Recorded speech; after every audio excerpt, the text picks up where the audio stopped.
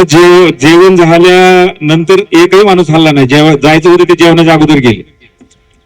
म्हणजे हे जे प्रेम आहे किंवा हे जे खऱ्या अर्थाने जेव्हा संकल्पना इथं रुजली. पूर्वी असंच गेल्या 5 वर्षापूर्वी इथंच एकत्र आलो होतो आपण जेवाळ्याच्या माध्यमातून, आणि आज पुन्हा इथं एकत्रित आलो. आज या ठिकाणी शेपळकर ग्रुप म्हणजे खरंच आपल्या सर्वांचं हृदय म्हटलं तर वावगं ठरणार नाही. ते आणि चिकलठाणकर यांनी खूप सेवा अतिशय चांगली दिली. काय त्याला म्हणजे शब्द नाहीत. मग राजाभाऊ असतील, प्रमोद असतील, सचिन गव्हाणे साहेब असतील, आणि आपल्या जेव्हा शेफळकरांचा ते एकाचं नाव घेऊन चालणार नाही, तर आपले सर्वच आहेत. या सर्वांच्या वतीनं मी आदरणीय सचिनजी बारकुंड साहेब कुठेत, सचिनजी गव्हाणे साहेब कुठेत, तर सचिनजी गव्हाणे साहेबांचा सन्मान या ठिकाणी आदरणीय जागराव साहेब आपले पहिल्यांदाच आलेत, आणि त्यांनी पुन्हा पुन्हा यावं अशी मी त्यांना विनंती करतो. त्यांनी बाळकुंड गव्हाणे साहेबांचा सन्मान करावा. एक शाल काढा पडदेस. एक एक एक पुस्तक. खऱ्या अर्थानं रंगत आणली, काकडी आली, लस्सी आली, नंतर भाजलेल्या शेंगा आल्या, आणि जेवताना तर काय काय येत होतं. काय कुठे तर त्यांचा सन्मान करण्यासाठी मी आदरणीय डांगे साहेब आणि देशमुख साहेब दोघांना बोलवतो. 2 शाली आणि 2 पुस्तकं काढायसाठी सुरज.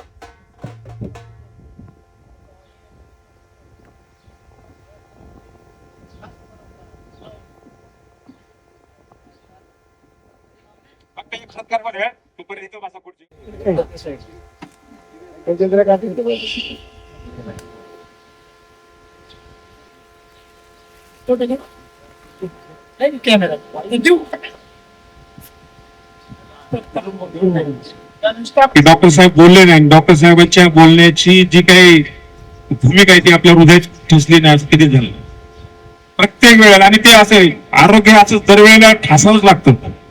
म्हणजे एकदा सांगून जमत नाही. ते तुम्ही इथून गेलं की सुरू होतं. माझं तर तसंच होतं, पण 1 महिना 15 दिवस गेले की पुन्हा विसरू होतं. त्यामुळे जिव्हाळा सारखा असावा असं वाटतं. पण ही त्या मागची भावना, या पाठीमागची भूमिका आहे की या माध्यमातून निश्चित प्रकारे आपल्या सर्वांची प्रगती व्हावी, आपल्या तालुक्याची प्रगती व्हावी, आपले असलेले प्रश्न सुटावेत. आता खऱ्या अर्थाने अनेक ठराव मांडायचे होते, निळेगाव ठराव मांडणार होते. आता त्यांना जर वेळ मिळाला त्यांनी तयार केले असेल मांडू शकतात. पण आता माझ्या नंतर तर ते प्रश्न मांडतील. प्रश्न मांडल्यानंतर सलीम शमशेर त्यांचं उभं होईल आणि काकांचे प्रश्नाचे उत्तर. सर्वप्रथम जेव्हा ग्रुपमधील सर्वांचं मनपूर्वक या ठिकाणी स्वागत. खरं तर आजचा विषय म्हणजे खूपच गंभीर अशा बाबीवरती प्रत्येकाने आपलं मनोगत व्यक्त केलं. जमानकर सर असतील, जगदाळे साहेब असतील, साहेब असतील, ते मुली असतील, त्यांनी ज्या गोष्टी आपल्या तालुक्यासाठी आणि आपापल्या परिसरासाठी ज्या मांडल्या आहेत. खरं तर म्हणजे आता सांगितलं की त्यांनी की आपण काही बोललं तरी त्याला हे झालं नाही पाहिजे. परंतु मला असं वाटतं की जे आता बावनकर सरांनी मांडले, जगदाळे साहेबांनी मांडले किंवा पवार साहेबांनी मांडले आणि मुलींनी मांडले, की प्रत्येकाने आपल्या ह्याच्यासाठी ज्या गोष्टी तालुक्यासाठी आपल्या गावासाठी महत्वाच्या आहेत ना, मला वाटतं कमीत कमी आपण जे तालुक्यासाठी करतोय, आपल्या गावासाठी करतोय ना, आपला एक ठराव कायम असला पाहिजे की त्या ठरावाच्या अनुषंगानं आपण कमीत कमी ज्या वेळी कधी आपण प्रशासनाला याबाबत बोलणार असू तर त्यावेळेस नक्कीच आपल्या या ठरावाचा उपयोग होणार आहे. कारण हा ठराव हा प्रत्येकाच्या मनातला आणि वास्तवतेने जे अनुभव आहे त्यासाठी असणार आहे. त्यामुळे आज जे बनकर सर, प्राध्यापक बनकर सरांनी असतील, जगदाळे सर असतील, पवार साहेब असतील, आणि मुलींनी जे आपल्या भागातील रेटेवाडीचा प्रश्न असेल, चिकलठाण इथलं मंदिराचं सुशोभीकरण असेल, त्याचबरोबर तालुक्यामध्ये असणाऱ्या शैक्षणिक गरजा असतील आणि दहीगाव उपसा सिंचन असेल, या सगळ्यासाठी आपण सर्वांनी एकजुटीनं जिव्हाळा ग्रुपतर्फे हा ठराव मी असा या ठिकाणी मांडतो की ह्या ज्या बाबी आहेत यासाठी आपण सर्वांनी एकरूप होऊन यासाठी आपल्या लोकप्रतिनिधींना, आपल्या गावातील सरपंच असतील, सभापती असतील, जिल्हा परिषदेचे असतील आणि आमदार खासदार असतील, यांच्यासाठी आपण हा ठराव आवर्जून आपण नंतर तो व्यवस्थितरित्या मांडून तो ठराव आपण सर्वांच्या वतीने देण्यात येईल. मला वाटतं या ठरावासाठी आपलं सर्वांचं समर्थन आहे. तर सर्वांनी या ठिकाणी त्याला समर्थन दिले, मी धन्यवाद व्यक्त करतो. आणि आपण यापुढील काळामध्ये अशाच पद्धतीने जिव्हाळा ग्रुप परत एकदा आपण एकदा चांगल्या ह्यानी लढूया. आणि आजचे प्रश्न आहे ना, म्हणजे ज्यावेळेस बनकर साहेब बोलत होते, मी त्यावेळेस अनुभवलं की काय गोष्टी किती महत्वाच्या आहेत. आणि ती मुलगी ज्यावेळेस बोलली की तालुक्याच्या दृष्टीने किती महत्वाचं आहे.